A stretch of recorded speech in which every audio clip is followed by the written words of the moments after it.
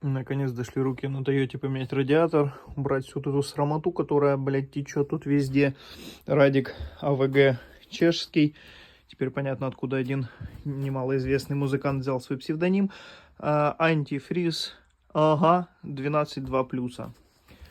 Ну, снимаем, закидываем, вытаскиваем радик прям целиком с вентиляторами, чтобы с вентилятора просто перекинуть на новый.